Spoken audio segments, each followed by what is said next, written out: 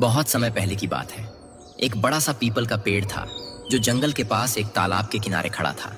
उस पेड़ पर एक कौवा जिसका नाम था कागा और उसकी पत्नी छाया का घोंसला था।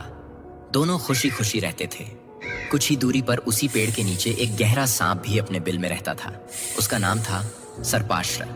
कुछ समय बाद कागा और छाया के घर में अंडे आए। दोनों बहुत खुश थे। छाया ने मुस्कुराते हुए कहा, अब हमारा परिवार बढ़ने वाला है। लेकिन जब कागा और छाया भोजन के लिए बाहर गए हुए थे, उसी दौरान सर्पाश्र ने मौका देखा और घोंसले में चढ़कर अंडे खा लिए। जब वे लौटे, उन्होंने देखा घोंसला खाली था। उनकी आंखों में आंसू भर आए। कागा को बहुत गुस्सा आया। वो सर्पाश्र को मारना चाहता था, लेकिन कैसे? सर्पाश्र तो ताकतवर और जहरीला था, पर कागा चालाक था। और तभी कागा ने बदला लेने के लिए एक योजना बनाई। अगली सुबह कागा उड़कर राजमहल की ओर चला गया। राजा की रानी नदी किनारे स्नान कर रही थी और पास में ही उसका गहनों का डिब्बा रखा था। कागा चुपचाप वहां उतरा और उस डिब्बे से एक कीमती हार चुराकर उड़ गया। वो सीधा सर्पाश्र के बिल के पास जाकर हार को गिरा आया।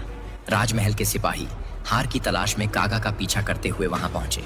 जैसे ही एक सिपाही ने हार उठाया, बिल से सर्पाश्र निकलकर फुफकारने लगा। सिपाहियों ने डंडों से उसे मार डाला और हार वापस ले गए। अब कागा और छाया निर्भय हो चुके थे।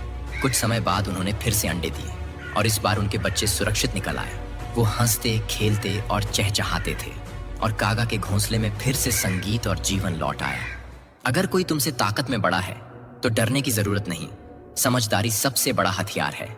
शक्तिशाली वही है जो बुद्धि से समय का इंतजार करता है, न कि गुस्से में सब कुछ हार देता है। कभी कभी जवाब गुस्से से नहीं, जिम्मेदारी से दिया जाता है। और जब समय सही हो तो सबसे चालाक ही सबसे बड़ा विजेता बनता है।